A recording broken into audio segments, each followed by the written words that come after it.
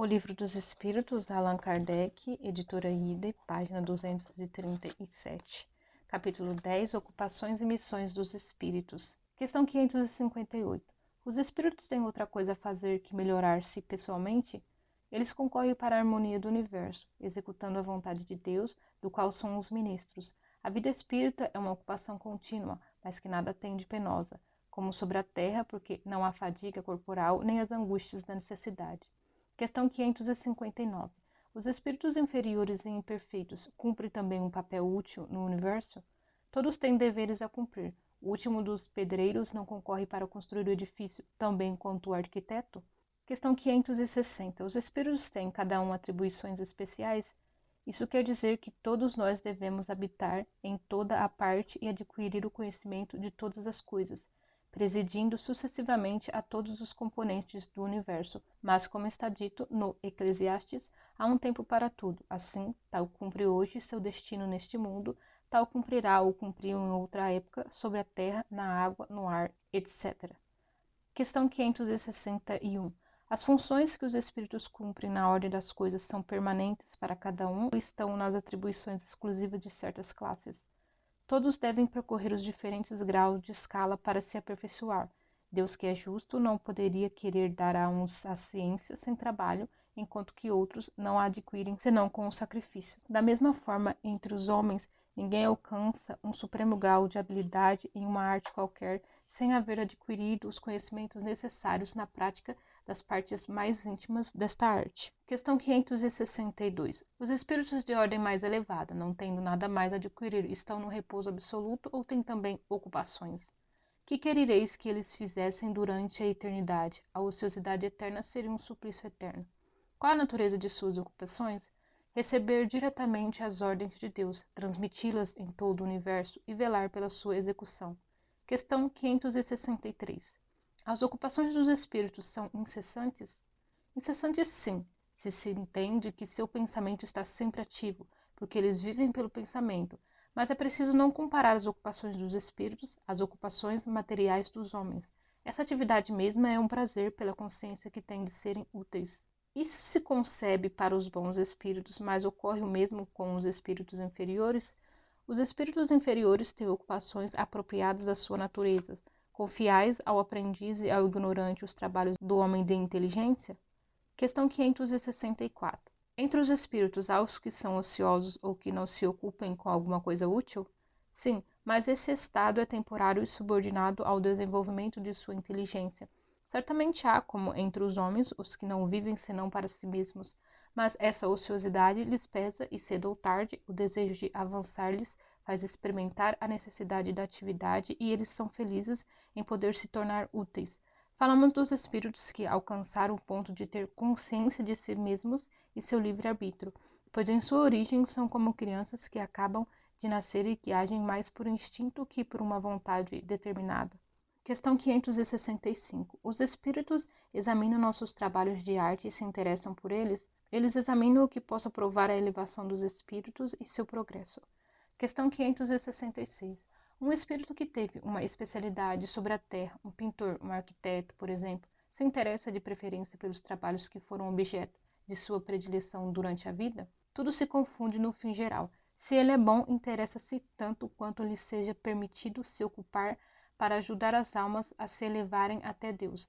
Esqueceis, aliás, que um espírito que praticou uma arte na existência que o conhecestes pode vir a praticar uma outra em outra existência, porque é preciso que ele saiba tudo para ser perfeito.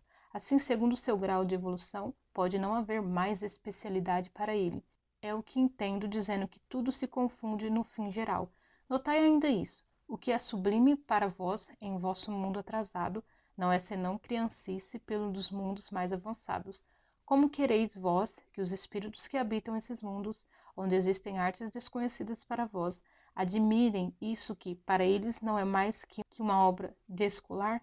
Eu o disse, eles examinam aquilo que pode provar o progresso. Concebemos que deve ser assim que os espíritos mais avançados, mas falamos dos espíritos mais vulgares e que não se elevaram ainda acima das ideias terrestres.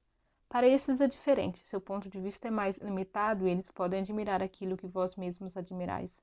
Questão 567. Os espíritos se misturam algumas vezes em nossas ocupações, em nossos prazeres. Os espíritos vulgares, como diz assim, esses estão sem cessar ao redor de vós e tomam no que fazeis uma parte algumas vezes muito ativa, segundo a sua natureza. Isso é necessário para impelir os homens nos diferentes caminhos da vida, excitar ou moderar suas paixões. Os espíritos se ocupam das coisas deste mundo em razão da sua elevação ou da sua inferioridade. Os espíritos superiores têm, sem dúvida, a faculdade de considerá-las em seus menores detalhes, mas eles não o fazem senão naquilo que é útil ao progresso. Só os espíritos inferiores ligam uma importância relativa às lembranças que estão ainda presentes em sua memória e às ideias materiais que não estão ainda apagadas. Questão 568. Os espíritos que têm missões a cumprir, as cumprem no estado errante ou no estado de encarnação? Eles podem tê-las em um e outro estado. Para certos espíritos errantes é uma grande ocupação. Questão 569. Em que consistem as missões de que podem estar encarregados os espíritos errantes? Elas são tão variadas que seria impossível descrevê-la, além de que não podeis compreender. Os espíritos executam a vontade de Deus e não podeis penetrar todos os seus desígnios. As missões dos espíritos têm sempre o bem por objeto, seja como espíritos, seja como homens. Eles estão encarregados de ajudar o progresso da humanidade, dos povos ou dos indivíduos, em círculos de ideias mais ou menos amplas, mais ou menos especiais, de preparar os caminhos para certos acontecimentos, de velar pelo cumprimento de certas coisas. Alguns têm missões mais restritas e de alguma sorte pessoais ou locais, como assistir os enfermos, os agonizantes, os aflitos, velar por aqueles de quem se fizeram guias protetores, de os dirigir pelos seus conselhos ou pelos bons pensamentos que lhes sugerem. Pode-se dizer que há tantos gêneros de missões quantas espécies de interesses a vigiar. Seja no mundo físico, seja no mundo moral, o espírito avança segundo a maneira pela qual ele cumpre sua tarefa. Questão 570. Os espíritos penetram sempre os desígnios que estão encarregados de executar? Não, há os que são instrumentos cegos, mas outros sabem muito bem com que objetivo agem. Questão 571. Não há senão os espíritos elevados que cumprem missões? A importância da missão está em relação com a capacidade e elevação do espírito. O estafeta que leva um despacho cumpre também uma missão, mas que não é aquela do general. Questão 572. A missão de um espírito lhe é imposta ou depende de sua vontade? Ele a pede e fica feliz de a obter. A mesma missão pode ser perdida por vários espíritos? Sim, frequentemente. Há vários candidatos, mas nem todos são aceitos. Questão 573. Em que consiste a missão dos espíritos encarnados? Instruir os homens, ajudar seu progresso, melhorar suas instituições por meios diretos e materiais, mas as missões são mais ou menos gerais e importantes. Aquele que cultiva a terra cumpre uma missão como aquele que governa ou aquele que instrui. Tudo se encadeia na natureza ao mesmo tempo em que o espírito se depura pela encarnação. Ele concorre sob essa forma para o cumprimento dos caminhos da providência. Cada um tem sua missão neste mundo, posto que cada um pode ser útil para alguma coisa. Questão 574. Qual pode ser a missão de pessoas voluntariamente inúteis sobre a Terra?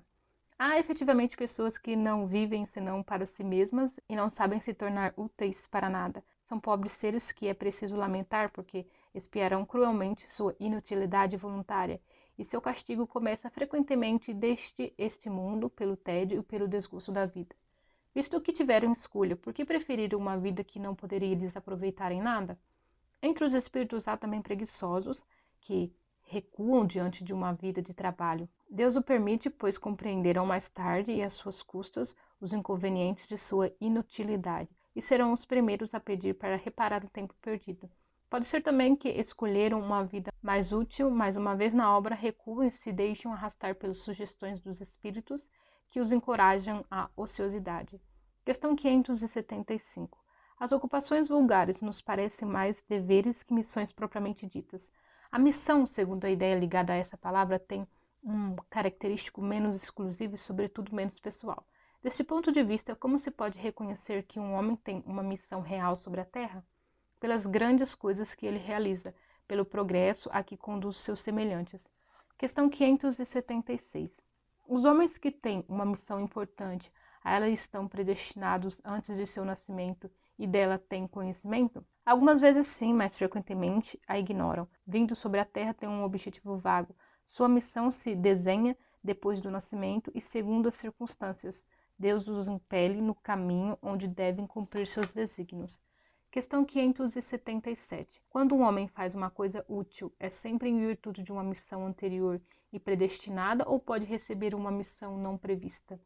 Tudo o que um homem faz não é resultado de uma missão predestinada. Ele é frequentemente o instrumento do qual um espírito se serve para executar uma coisa que crê útil.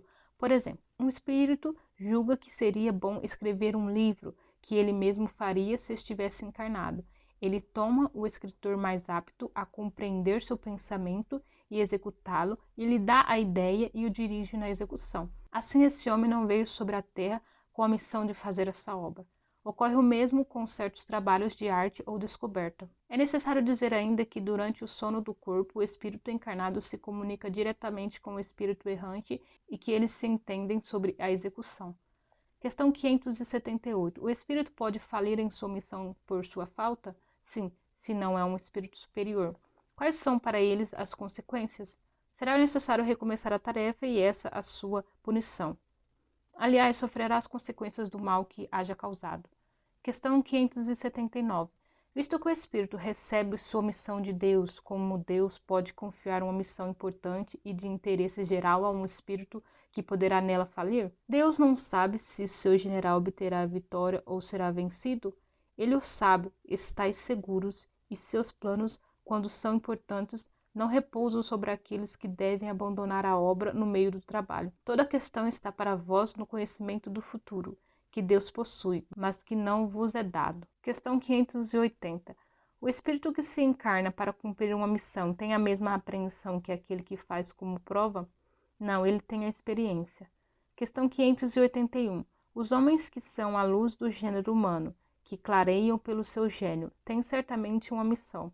Mas entre eles há os que erram e que, ao lado de grandes verdades, propagam grandes erros. Como se deve considerar sua missão? Como enganadores por si mesmos.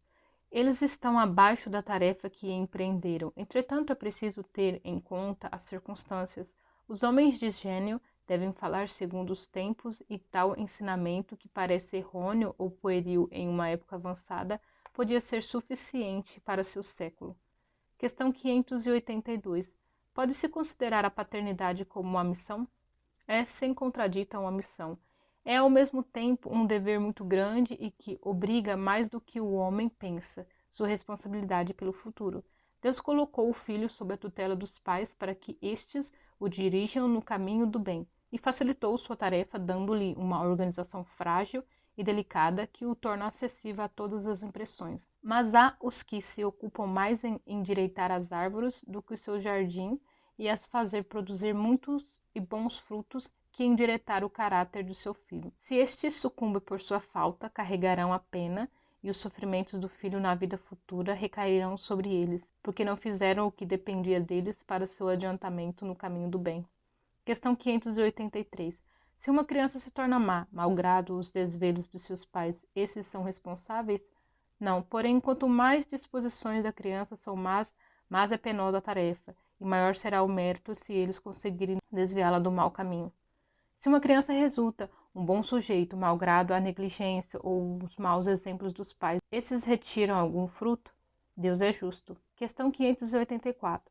Qual pode ser a natureza da missão de um conquistador que não tem em vista senão satisfazer sua ambição e que, para atender ao seu objetivo, não recua diante de nenhuma das calamidades que arrasta atrás de si? Ele não é o mais frequentemente senão um instrumento do qual Deus se serve para o cumprimento dos seus desígnios. E essas calamidades são algumas vezes um meio de fazer um povo avançar mais depressa. Aquele que é instrumento dessas calamidades passageiras é estranho ao bem que delas pode resultar, visto que não visava senão um objetivo pessoal, não obstante aproveitar desse bem? Cada um é recompensado segundo suas obras, o bem que quis fazer e a retidão de suas intenções. Os espíritos encarnados têm ocupações inerentes à sua existência corporal. No estado errante ou de desmaterialização, essas ocupações são proporcionais ao grau do seu progresso. Uns percorrem os mundos, se instruem e se preparam para uma nova encarnação. Outros mais avançados se ocupam com o progresso, dirigindo os acontecimentos e sugerindo pensamentos propícios. Assistem os homens de gênio que concorrem para o adiantamento da humanidade. Outros se encarnam com uma missão de progresso. Outros tomam sob a sua tutela os indivíduos, as famílias, os aglomerados, as cidades e os povos, dos quais são anjos guardiães, os gênios protetores e os espíritos familiares. Outros, enfim, presidem aos fenômenos da natureza, dos quais são os agentes diretos. Os espíritos vulgares se misturam às nossas ocupações, aos nossos divertimentos. Os espíritos impuros ou imperfeitos esperam, nos sofrimentos e nas angústias, o momento em que praza a Deus proporcionar-lhes os meios de avançar. Se eles fazem o mal, é por despeito ao bem, do qual não podem ainda gozar.